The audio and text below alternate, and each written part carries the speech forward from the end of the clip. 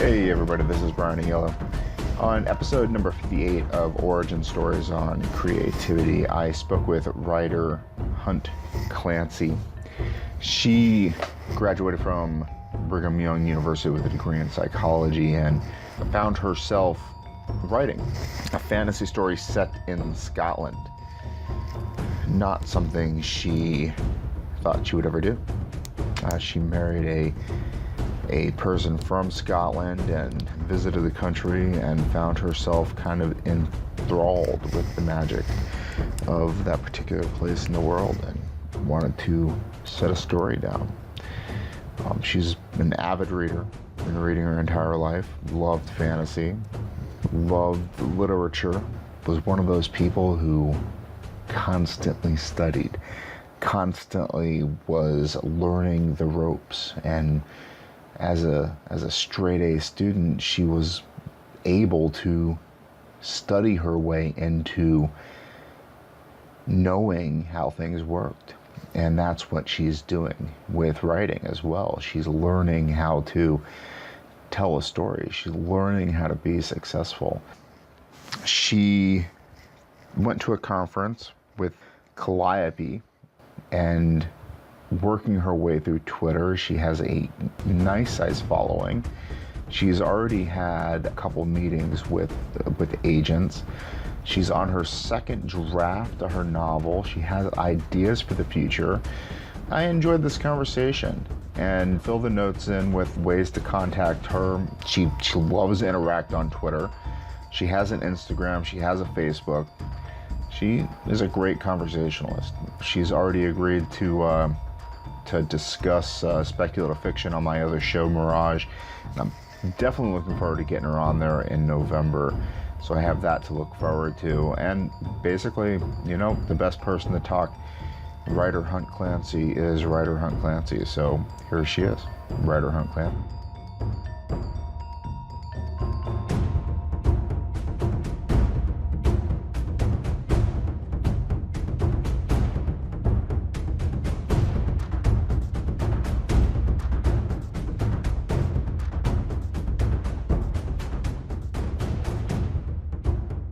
I realized it wasn't quite for my work in progress, that is, I realized it wasn't quite young adult, but it wasn't exactly children's literature too. And I thought, I wonder if there's something for that. You know, so this was when I was first starting out, mind you, and I came across middle grade. And generally what it is it targets an age group of about kids from about 8 to 13 years old. Kind of that 13-year-old mark is kind of the threshold, and then you go into young adult from there. So that's all middle grade means, is very specific age group. However, with that, yeah, it's kind of cool because with that being said, you also will get a lot of the parents of these children reading your books. Mm-hmm. So Brandon Mole and Fablehaven, I think, is technically middle grade. And I don't know if you've heard of that, or the Beyonders, same by Brandon Mole. Harry Potter, even I mean, Harry Potter, J.K. Rowling's so awesome, and she can break all the rules. But right. She appealed to a vast market of. Yeah. Are you writing kind of the fantasy story? I added fantasy in there, and then I thought, are you writing fantasy? I am. Go back to it is. Okay. It is fantasy. It's not quite epic fantasy, more kind of rural / Well, I just urban. read that epic fantasy is just based on book length. Is it going to be kind of a long novel? Because I mean, that can be kind of intimidating for like the 8 to 13 range. Are they looking for that as kids nowadays? Right. No, yeah. So it's definitely not epic, really, in any terms of the word. One, you bring up a good point with the length of it. No, that you do have to be very specific with the middle grade length as well. I'm finding, as I've pitched to editors and agents and gotten feedback from them, the general feedback I'm getting is about 55,000 words. Especially if you're qualify you as epic. Oh no, no, sorry, that would be for middle grade.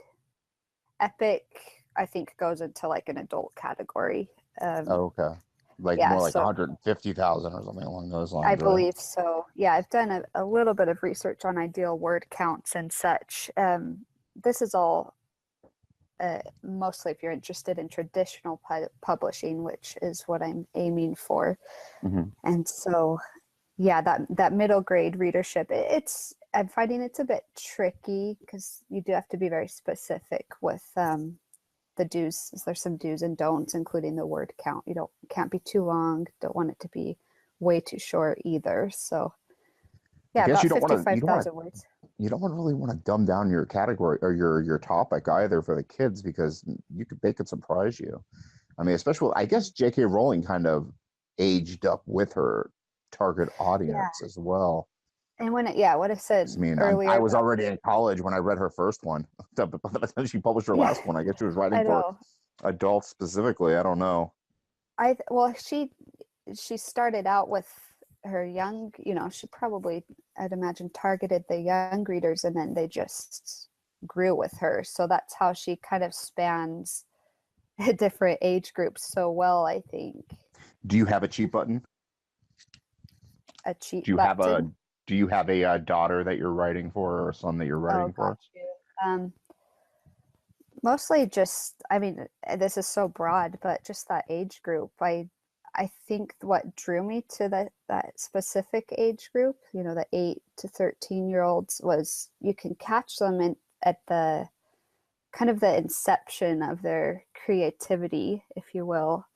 When I just reflect back on my own life and when I was that age, and some of my favorite books were at that age, and so I think it creates a resonance for me to write in that age category. And just remembering how much fun I had as a young reader, I want to create that experience for other kids of this When generation. what were some of your favorites? Oh, I mean, I have like the classic list of, a lot of them are fantasy. Any of the Chronicles of Narnia, of Oh yeah, that's course. my favorite right there. I used to read those over and over and over again. Yeah. I'll confess though, I wasn't I hadn't let's think here. I was an adult before I finally read all of them. I can't remember. I think it was the very last one I hadn't read until I was an adult. It was after I was married, in fact. Oh wow, that one But I read over and over. I don't know what it was about them going into um, the land of Aslan. I just really loved it so much. yeah, I don't know Um, what took me so long to pick that and The story up Horse as a and His kid. Boy, that one too really resonated for me as a child. I'd read that one over and over again as well. Something about I just a talking horse and a kid Yeah, escaping I this know, right? horrible situation. Right. That one is probably, I'm not saying that's my least favorite, but I know that's the least read out of that set for whatever reason. A I don't lot know of why. young girls say that, not young girls, Really? obviously. I don't speak to a lot of young girls, but a lot of women say as young women or young girls, they did not enjoy reading that. I guess maybe it's because there's a boy as a protagonist. It could be. Yeah, and it's not even like thinking back into the plot of that one, it's very foggy, but I'm not getting a sense of dislike necessarily, more just I can't remember as Hmm. much on that one. Either Well, way though, who makes up your cast of characters in your story? Do you follow one particular character through the arc of your story? Is it yeah, so it reads as third person limited right now, and so it's actually a male protagonist, is a 12-year-old boy. oh And interesting?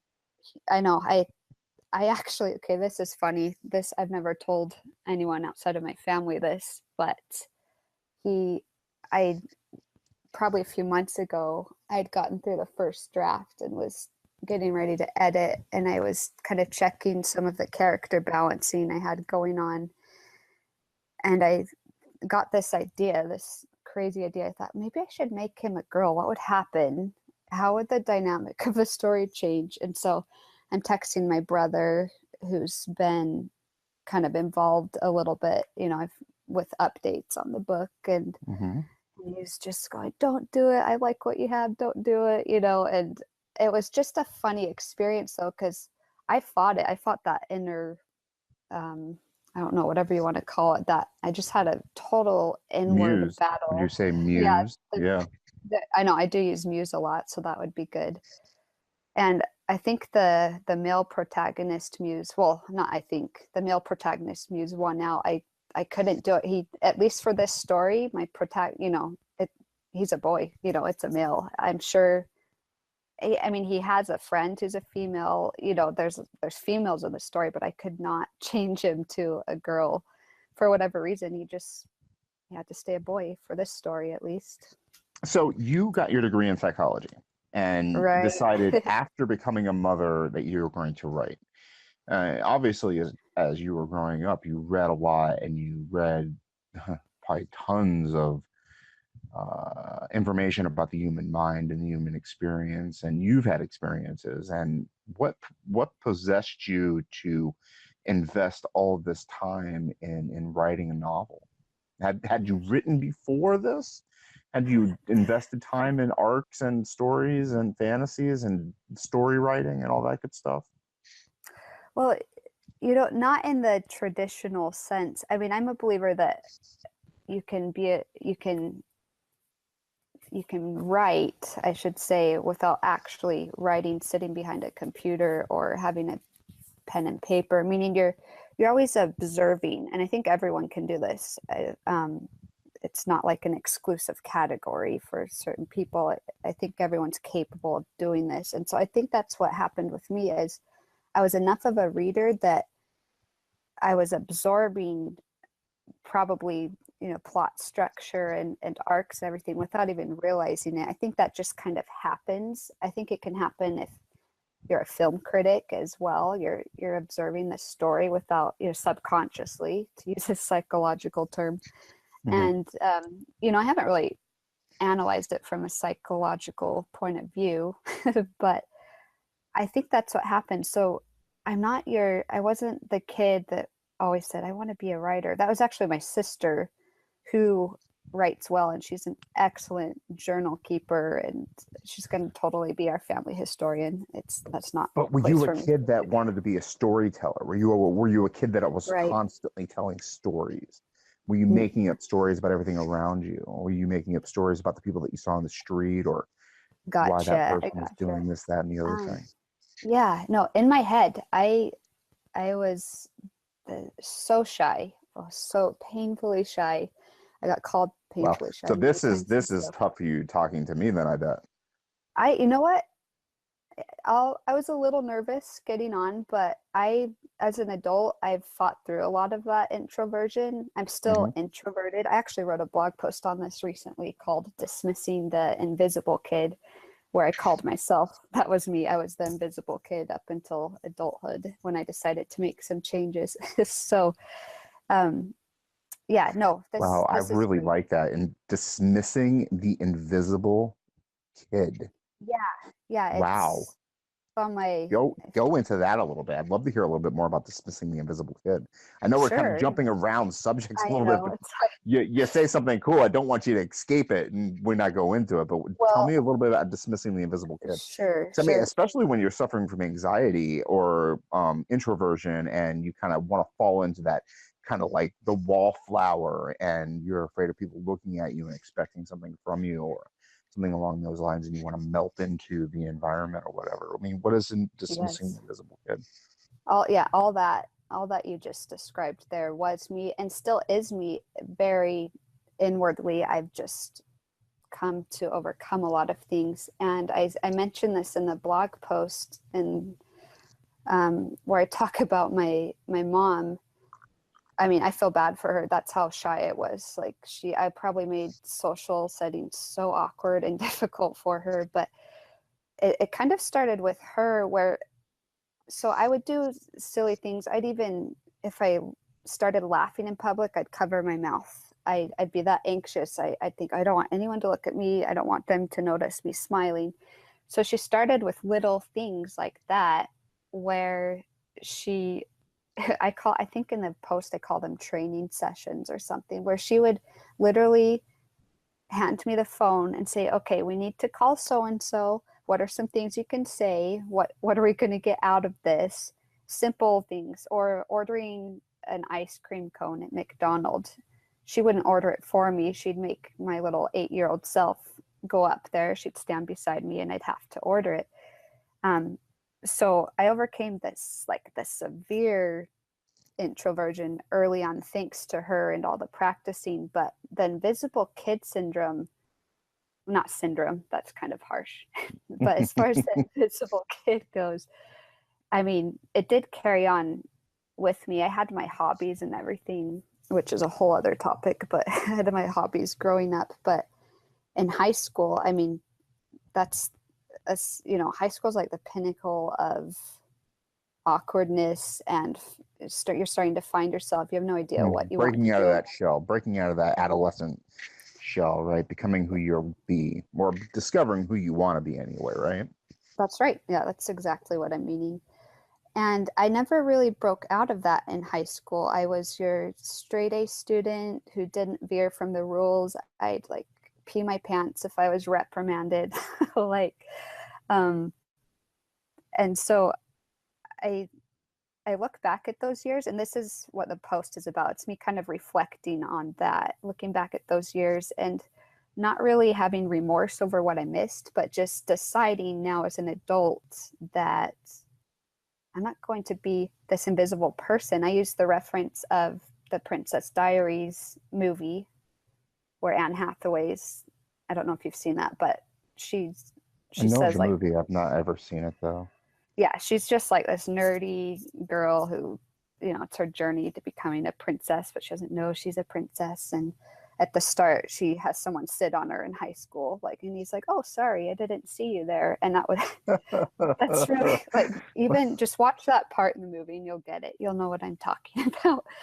But that was me. It really was, and I'll admit it now. And wasn't that I was unhappy. I just hadn't broken out of my shell. But sorry, go ahead. What's incredibly interesting to me as I'm listening to you talk, I know you from Twitter. That's where I discovered you from. Right. Yeah. And what's interesting to me about that is obviously when you follow somebody on Twitter, you take a look at their account and you have 12,000 followers, which is Correct. huge. I mean, you could fill half of a football stadium. There's half of a football stadium looking to you for entertainment, right? Correct. And you're writing a novel, and people are going to be eventually looking to you for storytelling. And you're coming from an environment of almost paralyzing anxiety. I mean, that's amazing to me that you've come so far. Obviously, I don't know how old you are. You're a mother. You're married to a Scotsman, which that's interesting. Have you ever read The Outlander? I think this is a Star series. No, people keep telling me I need to get in on that though, because of. Well, I don't know about the show. I tried to watch the show, the Star series, and I wouldn't recommend it. But Diane Gabaldon, and I might be butchering her name, but I've been reading her work since like the early 1990s or whatever. She's a wonderful author. Totally recommend reading her series. It's beautiful. Okay. It's supposed to be romance, but I consider it fantasy. It's about a woman who falls through time, ends up falling in love with a Scotsman, and it's about the Scottish Reformation or something along those lines. And it's really well written, very well researched. But anyway, it has nothing to do with this story. Just you in general have overcome your shyness to a certain degree, at least on the internet. Yeah, behind screens. No, I'm really quite. I mean, I'm better in public too. I shouldn't joke about that because it was a battle. You hear my daughter screaming. I didn't catch that. No. She's having a horrible night. A horrible night. Oh man, I'm probably actually up for that with my 2-year-old. It's just been one of those days, but I'll think about that a little later. Yeah, dismissing the invisible kid though. I mean, it's funny you hit on all that because that's kind of how I tie it in. It was when I decided, not too long ago, mind you, when I decided to try some writing, that I had to dismiss that invisible kid because, like you said, I knew I'd have to be on social media. I'd have to be talking to strangers, essentially. and just to other writers even, and networking. And once I kind of dismissed that, the shyness and everything, and realized that's what I'd have to do. I'm so sorry. I'm listening to her scream. Oh, you know, Do you I can't find even hear her. no, So. I told my wife I can't hear. I can hear stuff that happens upstairs, but I don't think it translates to what's Yeah, happening over I'm the not getting podcast. anything. Do you think you mentioned being a straight A student in high school, and I saw that you went to a pretty prestigious university. You said you're out west, so I imagine the state that you're from probably starts with a U and ends with an H, right? Correct. I'm not there currently, but I had most of my childhood and teenage years there. Um, so I mean that's a pretty prestigious university. It's hard to get into. Straight A's. You go to Brigham Young. You graduate from there. You get on Twitter. You amass the following that you do. You're writing the novel that you're writing. Is it because you're able to follow the rules, like you I do, think, that you're able to yeah, no, that I you're able to think do what you do? I that's, mean, you get online. Obviously, you're able to find these websites. They give you an itinerary, right? You follow these 10 rules, you're able to blah blah blah blah blah find yourself on a very popular platform. yes, no, I think that's actually a really good point. I've actually been told at writers conferences that I've been to, mostly just small ones at this point, because I'm still just learning the ropes, if you will, on that realm. But I've been told that I'm super coachable, and that doesn't shock me. And I don't say that to give myself a pat on the back. That's just part of who I am. The rules, I'm just a rule abider, and maybe that makes me not very flavorful, but I find flavor in other areas of life, I think, to make up for that. That's interesting. Flavorful. What an interesting. I mean, I almost want to say kind of. I mean, you wouldn't consider yourself bland though. I mean, because you stick out. You're not No, invisible. I mean, you obviously, this is kind of a trend in this conversation with dismissing the invisible kid, and then you consider yourself kind of, what did you just say? God, the term just went flavor. away. Oh, Flavorful. sometimes I But make you up are words. I hope flavorful that's because you not. stick out. I mean, the flavor Yeah, of you is interesting yeah. because you stick out, Right. I got right? that. I got that. Uh-huh. It's Yeah, very it's very interesting because when I noticed you, you do have a flavor, and you're oh, not the invisible kid. I'm not, I'm definitely, I mean, I know I'm not the invisible kid for And sure. you And have a, what do you think your flavor is on Twitter, and why are you so popular? my flavor, oh, this is good. I like where this is going. Let me just give that a thought here. I could say what I'm not. I'm not spicy. You're not I'm spicy. No, you're not. You're not the heat. definitely not the heat. I think I could be put as, if you're incorporating the mommy writer thing, especially, probably sweet and sour, where I'm not necessarily sour, but you do get an occasional peek into my life that maybe seems a little sour. But that's me interpreting myself. It might not come across that way to other people. Do you think there's a remorse? Is For, that, I don't know. Do you think it comes out in your writing? This type of, I don't know, maybe sadness that you don't want to be the invisible kid, that you're reaching for something oh, right. else I in your writing, maybe? I don't know. Yeah, honestly, I don't think so, because that mindset is pretty much gone now. Probably had I decided to start writing like 5 years ago, maybe some insecurities would have come out in my writing. But it's just once I shed that kind of, not facade, once I just shed that part of what I developed into, I don't think it's a huge part of me at all, as far as being reflected on my person.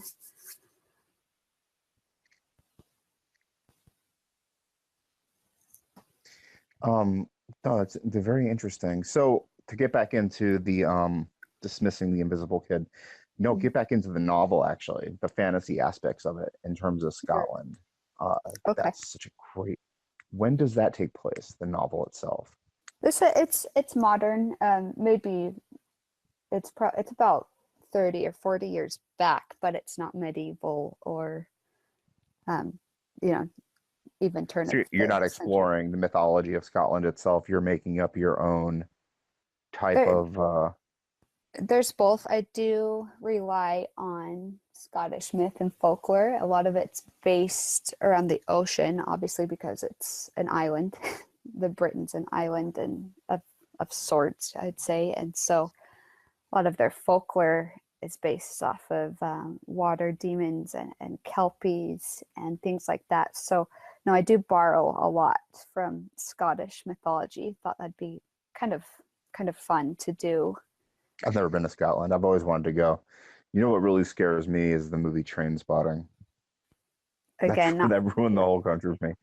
Well, you don't watch a lot of movies, huh? You're just a reader entirely. well, I and a mother too, a student that turned mother that turned writer, I'd say. But that's not You to say ever? I'm not You didn't interested. read the books Train Spotting either. No, not yet. I've got a It's a long very tough list, one. if you Do couldn't you tell. do you explore the dialect of Scotland 30 or 40 years ago as well, or are you writing in English, American English? That one's hard because, well, with my husband being from Scotland, I mean, he goes generations back. So I've been around his grandmothers. They have a very interesting brogue, and it depends on what area of Scotland you're in. But as far as writing it, I try to really hit it lightly because of the readership. I want kids to be able to understand it. Kind of like, in Harry Potter where Hagrid, his dialect is different from everyone else, but you can still get what he's saying. What about the slang? The slang a little bit. There are a few words I throw in there on purpose. Sometimes they naturally come out because I've been to Scotland. I live with a Scottish man. My in-laws are all Scottish, so I'm hearing it in my head as I'm writing it. But then sometimes I'll have to ask him, like, would this be a good word to put here? I use him as my first point of reference, and then if I need to research it more, I will. Has he read the book yet, or has anybody read the book yet? No, my sisters, I have a lot of sisters, a lot of siblings actually, and my baby sisters have been begging to read some of it. So I finally yielded and gave them the first like 2 chapters or something. And my husband, I'll read him excerpts, but he wants to be eyes off until it's 100% like edited. Basically when it's ready to be published, that's when he wants to see it. He's one of those like binge watchers for the TV shows. He likes to do start to finish in a weekend, and so he doesn't like the teasers, Oh, I see. if that makes sense. No, I understand. Yeah, okay. What do you think? What do your siblings think? About the story Yeah, or like the two just in chapters general? they read so far. They like it. I mean, family's hard when it comes to write. As far as getting, your alpha readers, it's hard to use family or even people Yeah, because you want them to. I mean, I this understand that is a completely. huge My wife tangent. is my first editor, and the first thing I ask her, I'm like waiting at the door when she comes in. What do you think? Oh, it's good. That's what she says every Yeah. single time. Oh, it's good. It's like, Or really? She goes, yeah, yep. And she yeah, walks right by me. I was yeah, that's kind of like, my husband's nothing. response too. Yeah, it's Yeah, like, well, I need some feedback, please. Yeah, my little sisters, I mean, they're not babies. They're how old are they now? 15 and 13, but they kind of fangirl over it, like, oh, it's just so exciting, it's so good. And I do take that feedback, but yeah, I need you need that critical feedback. And so I it's don't tough though, base it. right? Yeah, It's tough. exactly. Have Yeah. you gotten hardcore? Have you ever workshopped a story before? Workshopped. No, I haven't. It's tough Yeah, because it's you I have. could I mean, imagine. it's like bringing one of your children into a group of people and saying, "Okay, tell me what you think," and then Yeah, they and having it. one by one say, "Well, the baby's eyes are a little bit too close together." And Yeah. man, what's up with that left ear? You know, it's a little not the same as the right ear. The right ear's cute. The left ear, it's not. I don't know. Maybe you should have them alter the left ear surgically. And the hair color, oh, you're gonna have to dye that hair Yeah. color. You know what I mean? It's painful, and you're like, Yeah. I just want to kill all of you. Let me go ahead Yeah. and lock this door and douse this entire room with gasoline real quick and light it on fire because all of you suck. But you Right. can't do that because then you go to prison and you can't tell the judge they were Yeah. making fun of my story. I know. Oh, yeah. I mean, I've gotten feedback. But okay, so the reason I haven't workshopped it just yet is I'm nearing a really heavy revision on it. I thought it was doing okay, and then I was noticing some flaws that I wanted to fix or make certain parts better. So I drafted it and started editing and thought, no, I could change this or that. And so I thought, okay, I'm going to have most eyes off, I should say, until I have it the very best I feel like I can have it. So that's one of the reasons I'm bracing myself for that experience, though, of getting that critical feedback. How long have you been working on this one work? This one, I was actually, to be honest, surprised for me how quickly it went. I started it essentially in January and got that first draft out in. Oh, so you're done with that draft. You're done with the first draft altogether.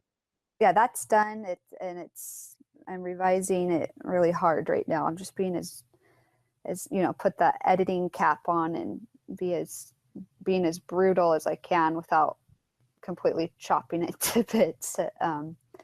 So yeah, first draft done probably within about 5 months, and since that I've been revising it basically over the summer. So what, 3 months now. That's amazing. So now 6 months in, I'm looking at the time going, it's August 29th. It is not August 29th. So I wish. You've been working on it for 6 months, so now you're 2 months into a second draft. What's your plans? What are you going to do? I set a lofty goal of of having it query ready by October 1st, but Query publisher, query agent. Agent, yeah, query You're gonna agent do the ready. Yeah, because I mean, YA fiction is number, like, that's good. You got like what, romance, and then YA is 2, right? Am I right about that? Right. Wait, say that. Clarify that to make sure. I understand. Like, in my estimation, if you're gonna make professional writing gold, you're gonna write a romance novel, and if you're gonna make professional writing silver, you're gonna write a YA novel. I see what you're saying. If you're gonna make professional writing poo, you're gonna do what I do, which is write whatever the hell you want. Well, everyone has their underlying motive with it. Some do it for profit, others do it for posterity. There's a small list of, I think. Some do it to leave a gigantic Google Drive worth of stuff for their kids to find someday. Yeah, there you go, the posterity factor there. Yeah. And yeah, I've gotten into a nice circle of people, most of them up in the state that I'm from, from Utah. Most of my connections as far as other writers, writing groups and stuff are up there. But so I've been to a few small conferences where I've had the opportunity to practice pitching and then pitch to actual editors. And so I've turned to some heads already, gotten some requests. So that's what I'm working towards. That would be my goal. So it was going back to October 1st. It was October 1st, but life happens. Kids get sick, family visits, everything, jobs, work. And so it's been delayed a little bit, but I think setting that initial goal of saying, okay, I want this query ready for agents by October 1st helped in it getting as far as I have thus far. That's very interesting. So you're thinking the beginning of the year is when you're going to start doing that, or is it going to happen sooner? But yeah, no, my new would be I have an agent that wants it by, you know, kind of that time frame right there. So that's my new, January 1st. So Have tell me it. how that happened for you, because a lot of people, I mean, he wants to look at it and read it and get it out to publishing houses. He wants to, yeah. So I got the initial request from him. I pitched to him over a conference call at one of these writing conferences I went to in Utah, and he was just very straightforward. He said, "When is this? When is this done?" And then so I gave him a date, promised him a date, and he said, "Okay, just give it to me then." And the invitation's open, and I didn't know that was against the norm per se. That's Um, pretty abnormal, yeah. yeah, He's never seen word one of your manuscript. yeah, no. He's heard. I guess he was impressed by or not. I guess he was impressed by the pitch and convinced by it. That he said, "Yeah, go ahead and send it to me." Same with there's another agent as well that's waiting for a portion of it, and so um, going. What was I saying? Oh yeah, going back to that's totally I against mean, the grain. I'm not completely shocked because I'm looking at your Twitter going, you have 12,000 followers. I'm looking at you going, you seem to like you put together and you have an audience, and that's not 100% bad. Right. Yeah. I'm a little, what's that? Go ahead. Oh no, just setting the stage. I'm setting the stage beforehand, projecting whenever this book is published, the stage will be set for my followers. Potentially, yeah. Yeah, potentially. I mean, we'll see. I mean, ultimately, I mean, it's hard to say. First time piece of writing too, right? Uh, yeah. First time really serious piece of writing. So I'm not necessarily saying this in a naive sense. I've had people come to me all the time like, I can't believe you pitched before you're done with your final revision. I can't believe you did this or that. And I don't I find just that didn't. difficult to believe though, because I mean, you have to be exploring options all the time. I You went have to into it, be. right. I went into it so just a baby. I mean, I still haven't been at this for very long, but just a baby in the writing world, and just have tried to climb that steep learning curve as fast as I can. I like to absorb knowledge anyway, and Yeah. so just trying to figure out where to go and who to go to. And I asked the people who have since become my good friends who ran this particular conference. I said, so I'm getting some feedback from other writers that this isn't necessarily normal, and they said, oh no, that's it's not. It's actually one of the things we pride ourselves on. Is we turn out at the end of our conference, we turn out people who are really actually ready to pitch and produce a good story. And so I think I'm still exploring it. It's not that I'm exclusive to this group or whatnot, but I think I just got lucky with who I found as far as being able to. I mean, I'm not projecting as if this book's already published or even will get published, but It might, you never know. There was a guy yeah, that I spoke with not too long ago. He's my number 50. You're my number 58 podcast. 58. Ooh. I'm not sure what that means, but Well, yeah. you're my 58th interview or whatever this is. Yeah. As far as the numerical significance, I can't think of Um, anything cool with that. But I don't know. Let's check numerology and see if there's anything significant about number 58. But number 50 was Jonathan French, and he won a fantasy blog off from Mark Lawrence. He got the number one seat in that. oh, And interesting. yeah, it's really interesting. A Penguin editor sent him an email and said he's really interested in his work. And, it was a very odd email. He thought it was, BS. He didn't, Yeah, he didn't, exactly. he was like, oh man, what's up with this email? He showed it to his wife, and his wife read through it and he said, I think this is legitimate. And he sent an email back. I mean, why is it hurt? just to respond. So he sent an email back and said, oh, okay, I'm interested. Let's talk. And turns out this guy wants his work. And what do you Wow. know? Penguin bought it. And, next year it's getting published. And now he's a traditionally published author.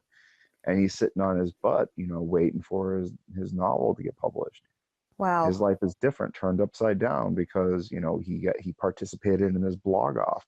So, are Awesome. agents interested in you as a human being who's an artist who's producing art?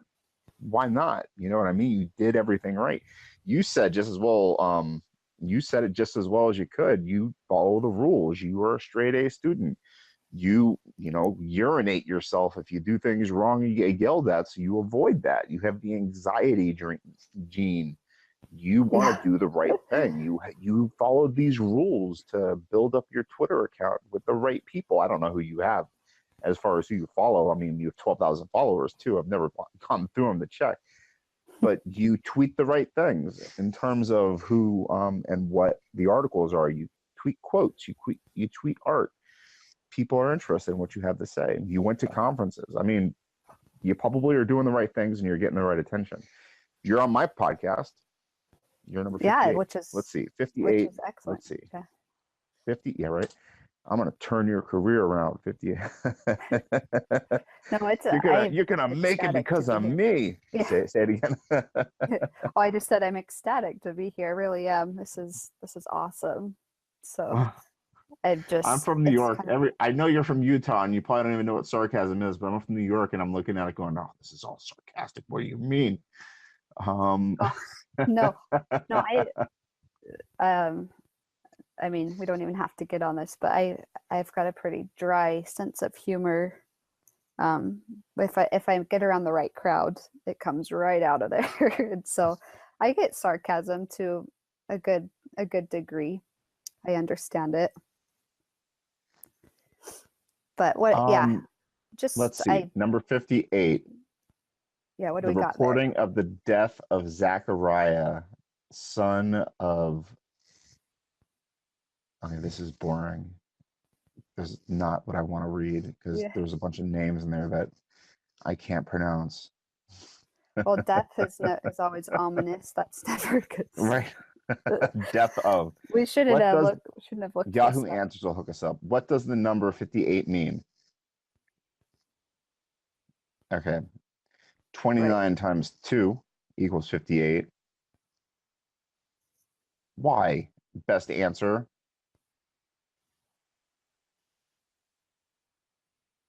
The number 5 can signify grace. There we go. We got it. 8 is 2 times 4, which is 2, is the number of peace, and 4 is the number of the living creatures of the kingdom of God in Revelation. There we go. See, See, it's yeah, significant. you're Woo! bordering on slightly too mathematical there. So I'm I glad, don't I'm know. glad I we might have did just that. made up that whole sentence Yeah, because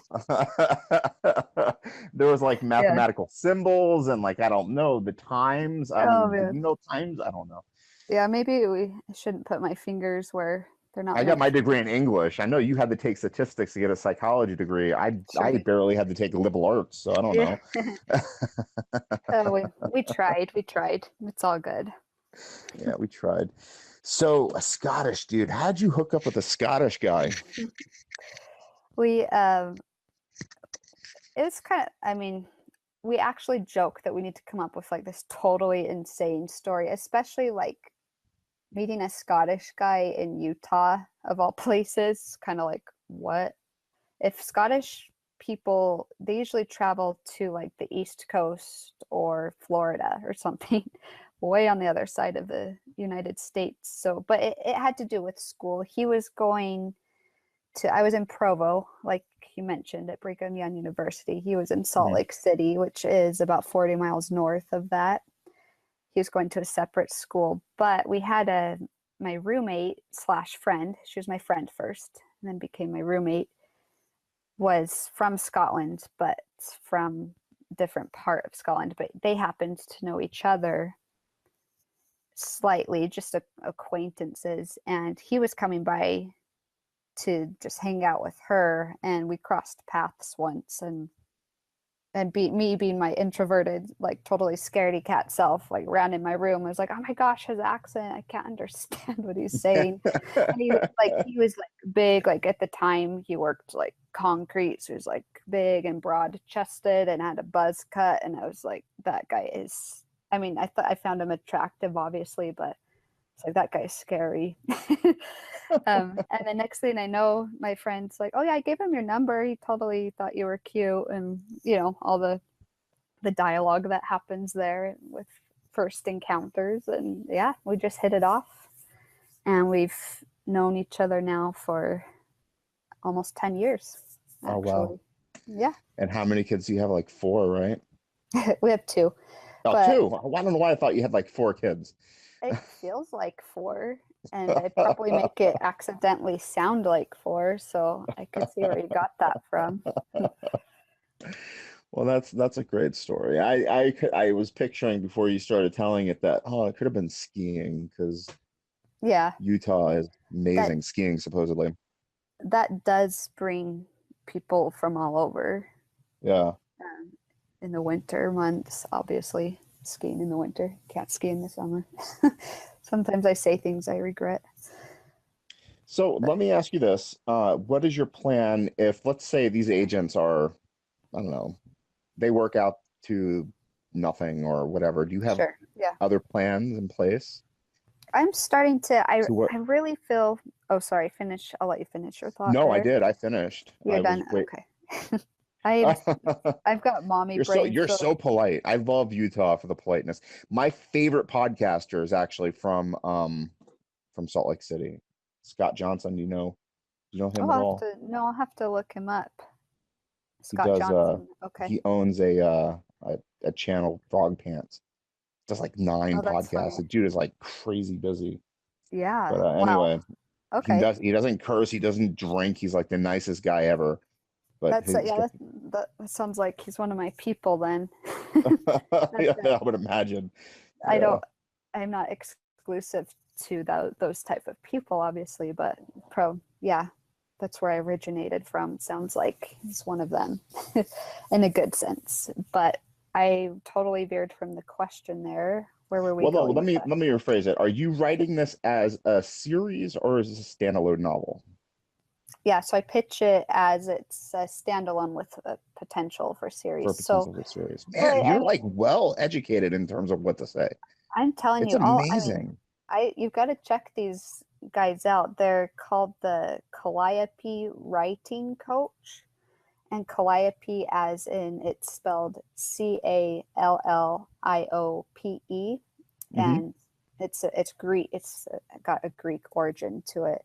They are like, I mean, when I said I got lucky, I really do believe I got lucky with it as far as the training I've received thus far from them. They have a podcast out of Salt Lake City, actually. Speaking of podcasts, they have an online series that they're just finishing up right now, like an online course, if you will, for writing, and they do a little bit of branding and platform marketing and such.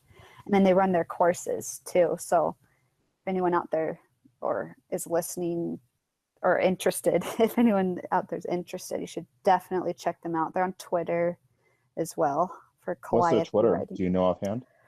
I can look at it. I think it's just at Calliope Coach. I can double check here though.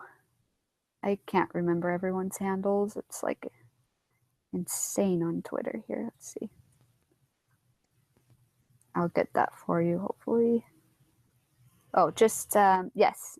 So the handle for them is at Calliope Coach. And again, Calliope is Calliope. Okay, 2 L's.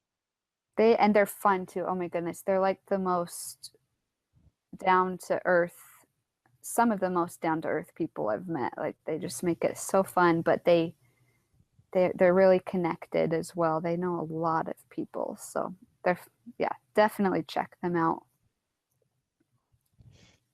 And if you decide not to continue the series, do you have another novel lined up that you'd like to start writing? I've got some babies that are still in my head.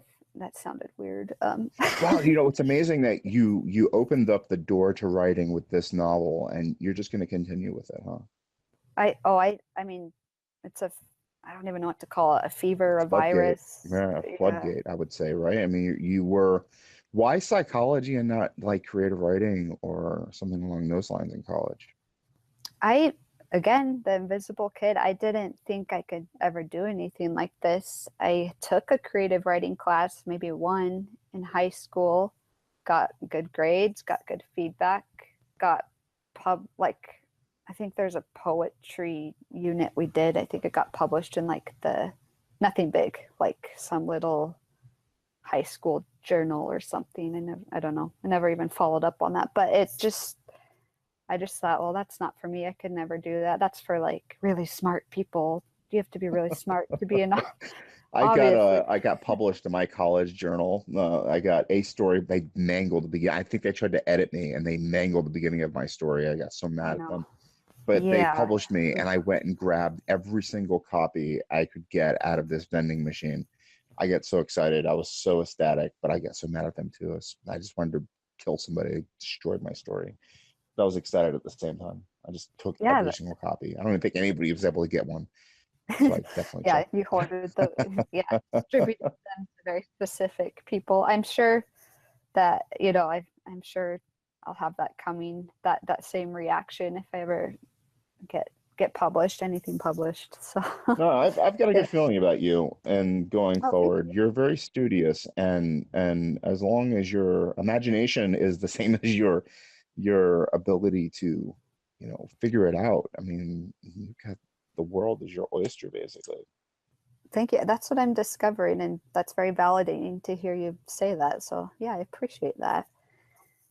It's been, it really has been a whirlwind, my own little journey here, where even a year ago, just the progression I've made in a year, I've looked back and think, what's happening? I mean, this is awesome, but what's happening? Like, I'm totally out How long there. have you had this Twitter account? How long did it take you to get built up like this? Not, that's the other crazy thing, not long. Let me look back here. I think I set it up in January, so right as I was starting to write, but I didn't really get active till beginning of April, probably. Let me look. Yeah. Yeah, April 1st is when I just really started hitting it up and reaching out to people, making those connections. I I keep didn't think it following was. marketing accounts, and they want me to follow them back, so they unfollow me and then follow me back and then unfollow me, and Oh I keep yeah, going up and I then see back that down and then pattern. up. Yeah. Yeah. So I just watch. Now I just watch it every single day, go up Yeah. and Yeah, down. here they go. You do have to. I thought it was silly. That's something I was instructed a little bit on with these the Calliope coaches, was the your social media platform in general. And then they brought up Twitter a little bit. And since then, I've kind of asked them a few questions along the way. But I thought it was silly at first. I thought, why, why do you need to connect on Twitter or have such a huge following? That's kind of ridiculous. But as I've done it myself, that opinion has changed pretty quickly because it's fun too. It's not like I just have a large following for the sake of having a large following. I actually genuinely love like connecting with the people that I'm connecting with, and then you, Brian, found me on there, and now we're having this totally sweet conversation on your podcast. Like, I love people like you. I love them. I oh, love thank meeting you. people that I interact with and then I have fun with, that I can back and forth with, that will actually interact. I met, oh my God, I had a horrible interaction with somebody who I thought I was having fun with, and then he overreacted, blocked me, yelled at me about something, and then I was like, oh, that was depressing. It was like 2 o'clock in the morning. He was out west. I said something. He said, "Are you messing with me?" I said, "Huh?" And the next thing I know, he's yelling at me about Native Americans, and like, dude, I used a totally different word, and he's like, "Blah." Oh Anyway, dear. I Yeah. just think that's horrible. But that's the thing about going back into this marketers type situations. Like, they're not real interactors. They're not going to interact with Yeah. you. You know what Yeah. I mean? Then I'm following Mhm. these authors that are just blasting me with their book titles and The book their spam. covers, Yeah. and like, I don't want to follow you. I don't want you in my thing. I don't want you in my 1,000 following people. I don't want to have you in my feed. And they're in there over and over and Yeah. over again. And I know they're in your feed too. They have to be. But Um, yeah, I've got a can lot you of that. speak on your Twitter, or can you speak on what Calliope, what are they called? Calliope coaches said on Twitter? How can I get more out of my Twitter? How can I get more interactors like you? How can I get more interactors that actually will make me smile and enjoy my experience on Twitter? Sure. Yeah. I mean, ultimately, I tend to botch my explanations of things, so ultimately I'd have you check them out, not even to promote them, but just you should, because they're going to say it so much better than me. But basically, so there's certain you can even get certain apps to help manage you help. Oh my goodness, there goes my verbiage there. Well, these apps are You can money get though, aren't they? Don't they cost money? some of them do, honestly, I haven't explored a lot of them. I found one that helps manage a little bit because I was so overwhelmed at first as far as like growing a Twitter feed. It's time I don't have. I need to be with my kids and working on Mhm. my book. And but it does take, it minimizes that for you. And so the one I use to help manage does cost a little bit, um, but I just set aside the finances for that. I'm talking a little bit in, I think it's $15 a month or so, so it's not like 100 or something insane like that. Um, where I just decide, let's give this a try, and it's helped. It's helped taking the overwhelming aspects of growing your following down quite a few notches. But it really is, especially within the writing community, you just search people for, this is what I've done. You just search people with the same, using the same hashtags, the hashtag am writing, am editing, writer's life, because if they're a real person, especially, they're gonna follow you back. They're almost like a game. They're kind of playing the same game where they want the followers, but they also want to interact. That's what's so great about the writing community. Yeah. And so that, I mean, that's it. Really, it's kind of simple, but it really does just come down to that. Now, like you said, you do get the book spammers and buy my book, and you, like you said, it's Man, I kind wish of, they interacted too, because I've asked them before. I've asked some of them before, do you actually sell your book? And no response. yeah. I've asked them on my podcast, would you like to come on my podcast and talk about how this works for you? No response. Oh, really, really. I mean, and that's something I haven't experienced yet, like getting my book out there. But a lot, I mean, the self-publishing world, I've noticed a lot of people out there self-publish, which that's great, and it's maybe an avenue I'll explore at some point. But I just really want to traditionally publish, which kind of, as far as the advertising goes, you do still have to advertise as an author, but there are certain ways you can do it without being overwhelming, Yeah. like buy my book. And if that's what people want to do, that, as far as getting their book out there, that's cool. Like, I don't begrudge them that, but people don't want to see that as much. They want to see you as a person. That's kind of, like, you go onto my website, that's kind of what I tried to do with that. It has hints of the essence of my book without, I mean, if you go on there, I haven't even said anything about my book on there because I want people to know me as a person. Yeah, I'm not And even sure then, what to do about my website. I mean, I do the WordPress thing too. And mhm, that's where I host my podcast, and yeah, anything that I've written real short that I know will eventually grow into something bigger. I write short fiction all the time. I have my novel that I'm writing, and then I have my other novel that's totally invisible on Amazon. But I don't even know how to sell yeah, that. I have no clue what to do about it. It's just yeah, sitting there collecting dust. I mean, I hate the idea of marketing. I hate the idea of doing anything but figuring out how to organically interact with people. I yeah, want to be able to figure out how to tell stories, and people organically figure out what I'm doing and what I'm about. You know what I mean? Right. I don't want to figure out even how to publish. I don't want to become a published writer. I don't want to be considered a writer. I want to be considered a storyteller that people come to hear a story, to be entertained of some sort. And I don't even want to be an entertainer. I have no clue what I want. I want to hear you finish telling me about Twitter because that's what you're here for. Oh, no, that's okay. That's all right. I mean, I feel bad, even not bad, but I feel hesitant even saying anything because like I said, it's all happening so fast, so I don't feel like necessarily a seasoned professional on this. But as far as Twitter goes, it's just you just you have to increase your reach. You have Mm-hmm. to, I mean, and this, a lot of, know that this is me almost speaking what I have learned. This is not stuff I've come up with on my own. I cannot take credit for all of this. And Well, so we're a this, community, right? And we're kind of right. regurgitating what we've heard and sharing Uh-huh. it and adding our own 2 cents to it. Yeah, that's exactly. Just so that's clear. I don't ever want to take credit for, I can take credit for the work I've done personally, but not all not all the tools I've used. You add Those your are not flavor mine. to it. That's all you can There you do. go, flavor. Yeah. So Twitter, Well, your flavor. What's your flavor again? I can't remember. It's not spicy.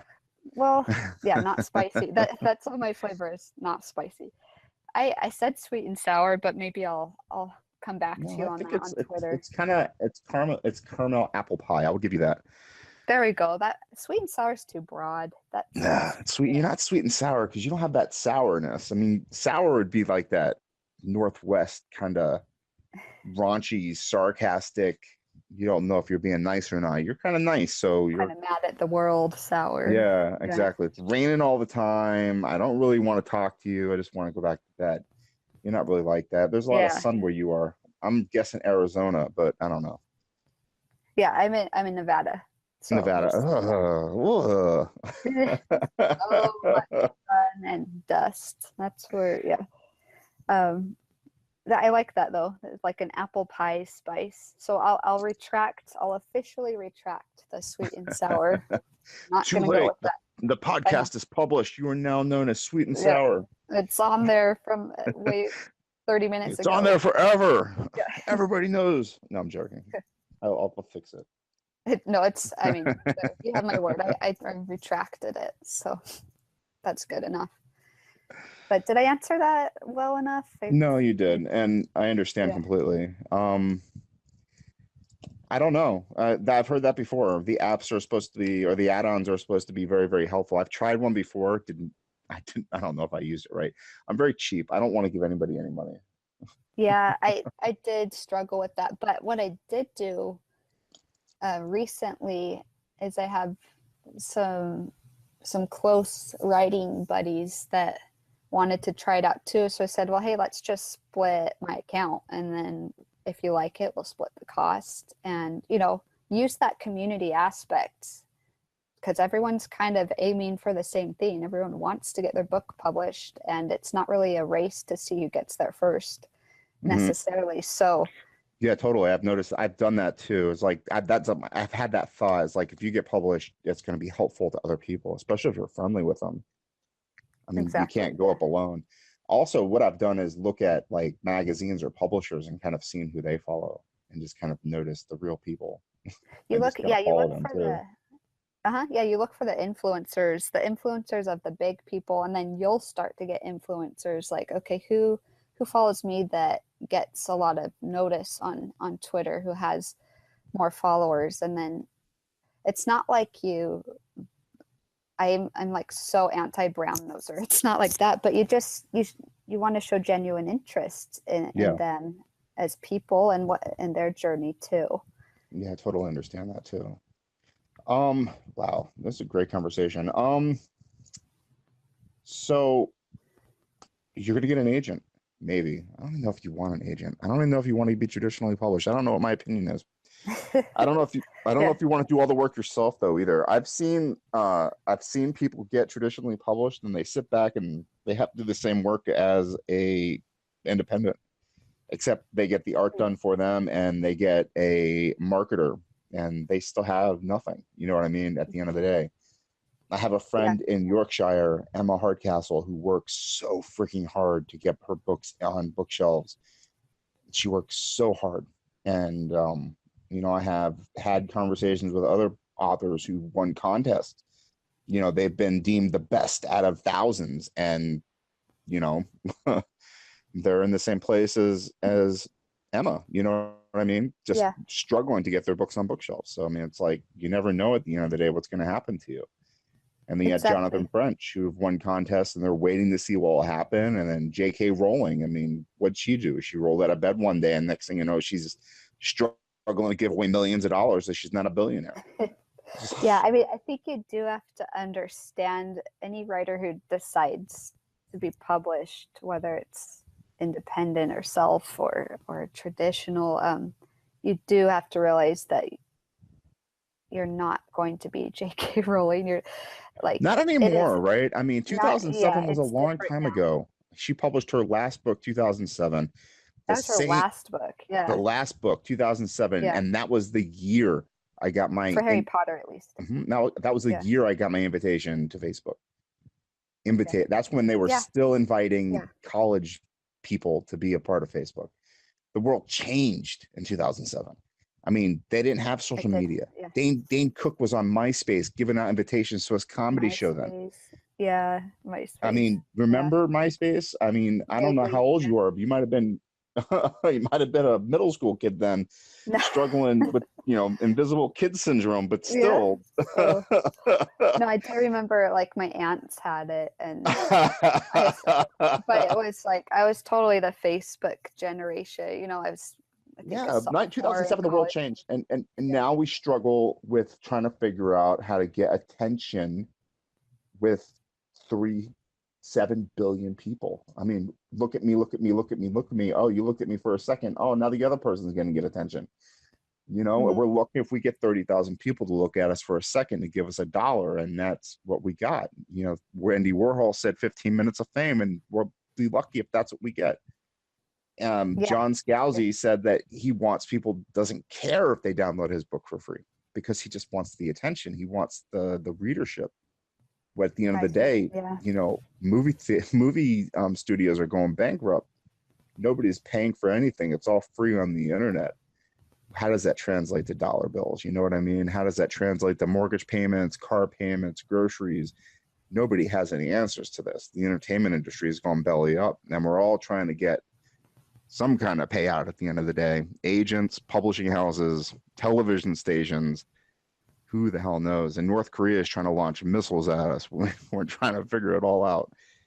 So I know there's a lot of perspective. Well, yeah, a lot of perspective where, I mean, going back to what you're saying about J.K. Rowling, just, it was different. It was a different time, and it worked. I think even for her time back, when was the first one out? First Harry Potter? 2000, not even 2000, before. No, it was 19, I My think it was mom bought me that 1993. book in 2000, and I think there was already 3 out. I think The Prisoner of Azkaban was out in 2000. So what was she publishing them every year at that point? So I maybe think it might have 97. been 97. Yeah, Yeah. you're right. Something But like that. I mean, it's just an example of like, going back to, I guess, what I was saying, you just have to understand that if you're going to be a writer and you want to be published in today's day, and this is me sounding like, oh, so professional. It's not what I may need to come across as, but at least for me, I just had to reach that understanding, like, this is going to be hard, and it's going to take so much work regardless of what route you take, and you're just going to be constantly learning and figuring things out, and it's going to be crucial to network with other It's people. definitely going to be crucial network. But I mean, to use a metaphor, you're a blind man with a baseball mitt trying to catch a golf ball flying in the air that you know is going to land someplace. And as long as you're there, you'll be able to catch it, and you'll be the one that says, haha, I knew it all along. But you didn't. You just got lucky. And everybody else is trying to get lucky too. And we're all running around blind as hell trying to catch it, running into each other. And the one person that gets it, just at the end of the day, was in the right place at the right time. My wife calls it getting hit by lightning. And you know what I mean? That's what we're looking for, is to get hit by lightning. And Yeah, I mean, that's definitely a viable analogy, I would say. Again, I don't have a ton of experience under my belt, but just observing, even, it's a saturated market, especially for self-publishing. And so that's I what, do another podcast called Mirage where I talk to um, other people who write and other content creators, and we kind of tear apart a speculative author or a concept, and we kind of look at what makes it, kind of popular. And right. I mean, these authors are writing in different worlds. I've talked to people Mm-hmm. who we've torn apart authors writing in the beginning of the 20th century or writing in the beginning of the 21st century. I mean, now is not, it's different entirely. Yeah. What we're doing now is not ever happen. I'm writing entirely on the cloud, 100%. I'll never write on paper. I don't write on a typewriter. I don't write on a floppy disk or a USB drive. I write entirely on Google Drive. Yeah. You have to, like, from every standpoint, it's changed even from 20 years ago. Is I think the point was drawing from 3,000%. It's changed from 10 years ago. I mean, it's yeah, totally different. yeah, even 10 years ago. And so Since Facebook came out, and then Twitter made it completely different again. And that's what I'm saying. yeah, I mean, Twitter, what does the future hold for us? yeah, For us as writers, when you get this agent who's so desperate, right? I mean, he's so desperate to collect you and like 50 others like you, just for the off chance that you pop. You know what I mean? yeah, because the Don't agents, know anything. I mean, I've read posts and articles from actual agents, and they're as desperate as the writers are. It's something I didn't think about, was their perspective on it all. And, maybe, I'll come back to you in 6 months and say, hey, I've got a good answer for this impending question of, what does it take? But right now I'm just with everyone else figuring it out and hoping that one day one of my works will reach everyone ultimately, but reach the people I want it to. Mm-hmm. I talked to Jennifer Brozak yesterday. She was a science fiction author who, I don't know where science fiction authors go when they go. Yeah, right. I remember you said that. Yeah. But she said, don't try to guess what the trend is going to be. Just write what's in your heart, get it done, and write something else. Yeah, because with the trend, I've heard from other authors, published authors and stuff, I've heard, like, okay, so, I mean, they always use the vampires example, like, yeah. Like suddenly Stephanie Meyer came out with this blockbuster of an And everybody's idea. writing a vampire story, right?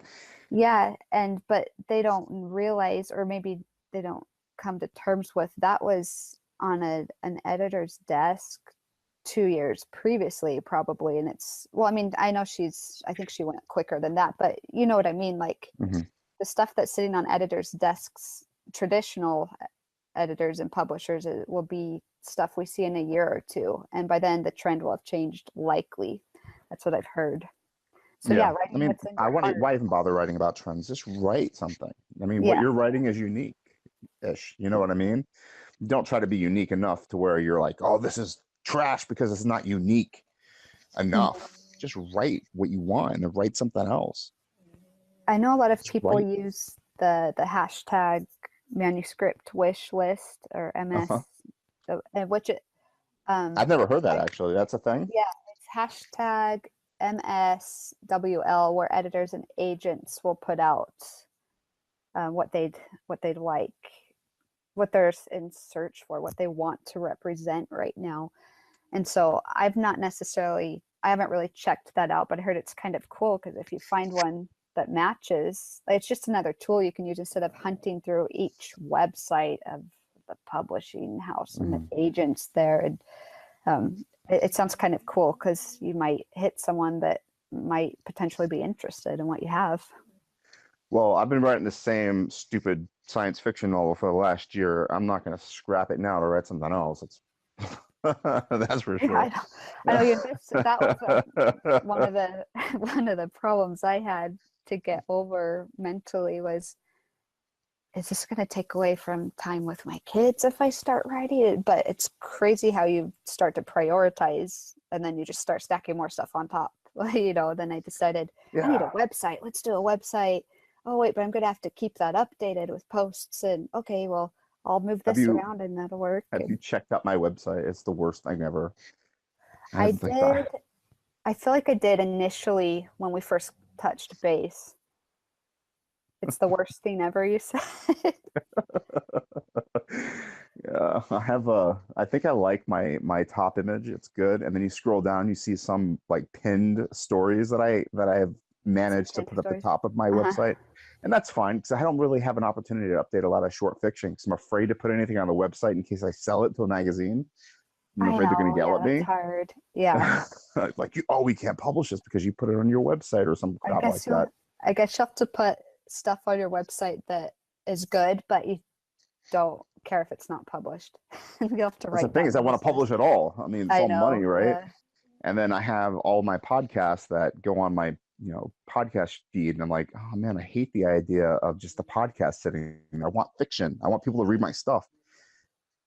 So my Right. website, it's just a bunch of, my images or whatever from you guys. So, Your pretty faces are on there.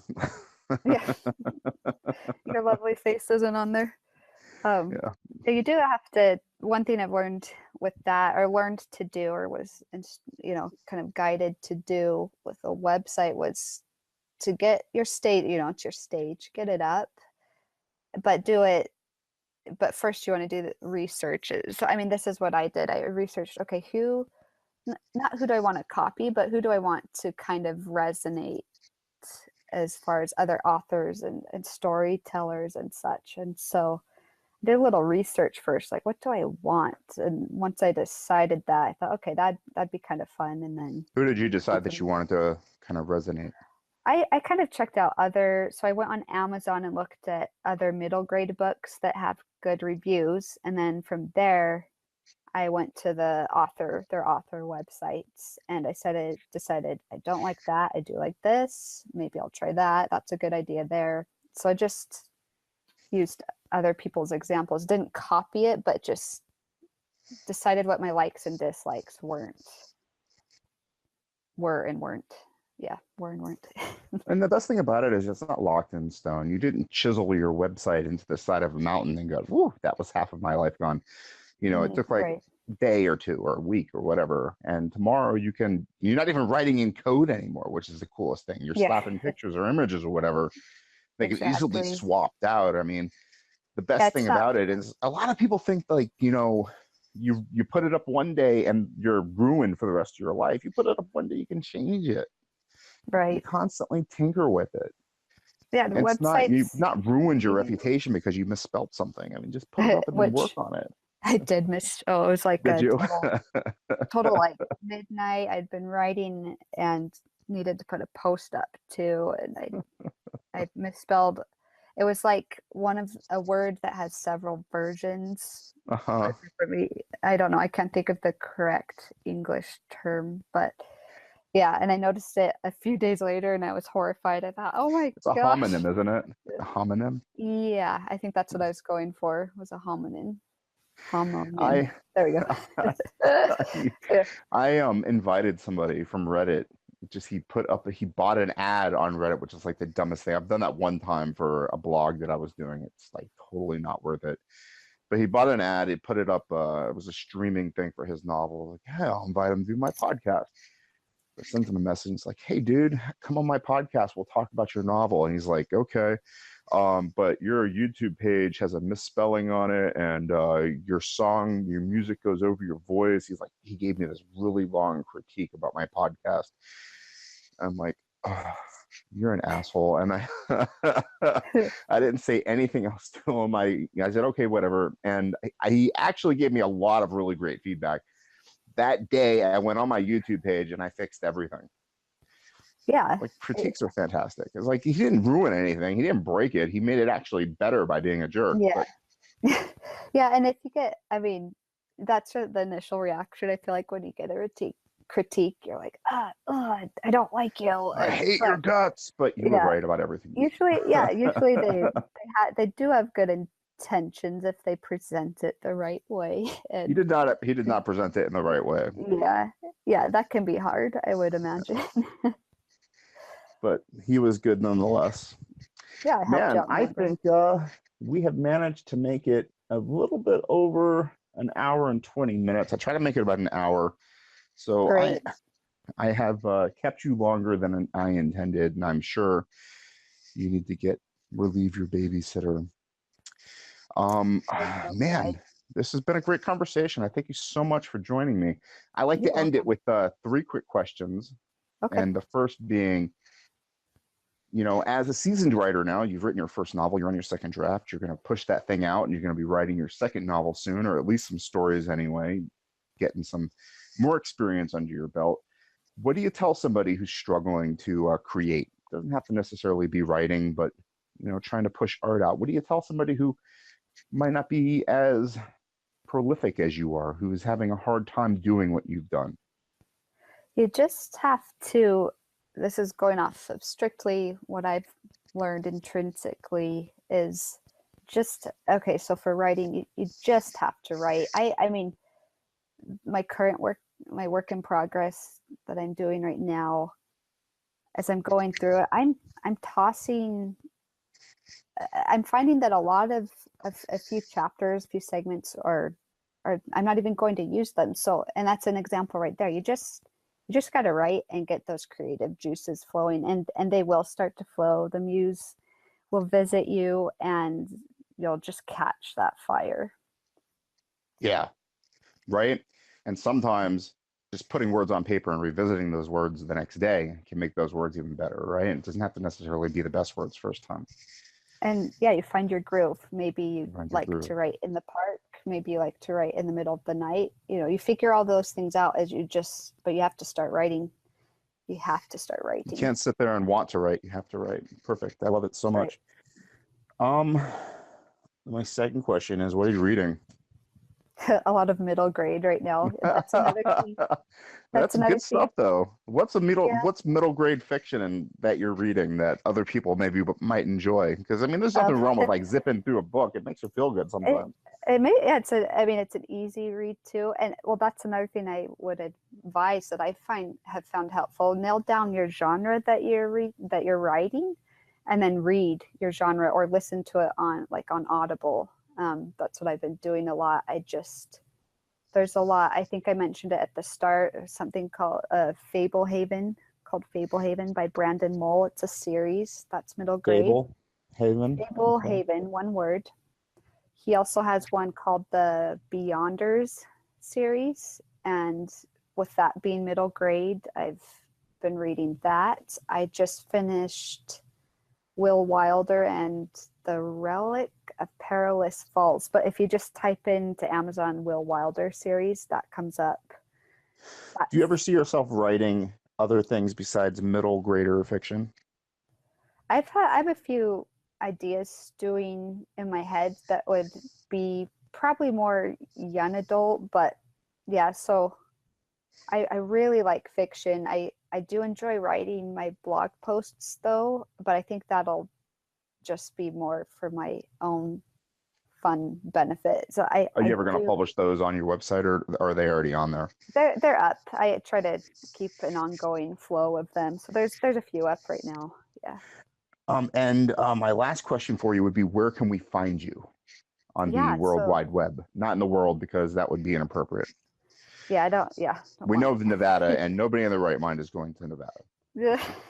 I mean, I'm not from here, so I don't blame them. It's not the best. Is it the Vegas, or is it the rest of Nevada? I'll just say Nevada, because Nevada is just Nevada. No, that's not fair to Nevada. If you're in Vegas, you say Vegas. If you're in the rest of Nevada, you just say Nevada. The rest of Nevada. But sorry, I'm so distracted now. Oh yeah, where can you find me on the World Wide Web? It's RyderHunteClancy.com.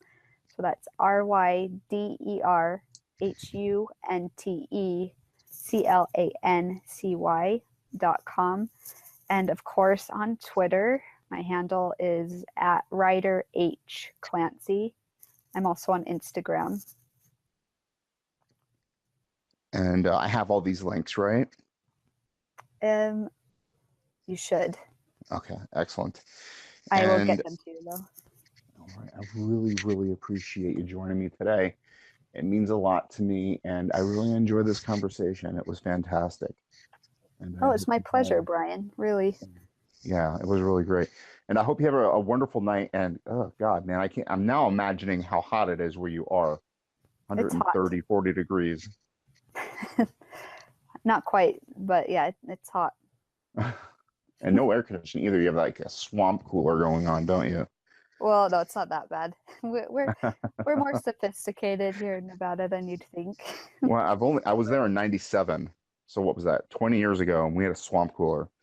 I was like, Ugh. man, turn the air on. I was like, we don't have air. It's like a swamp cooler. I was like, man, just made everything humid. Horrible. But anyway, thank you so much. You have a Yeah, wonderful night. you too, Brian.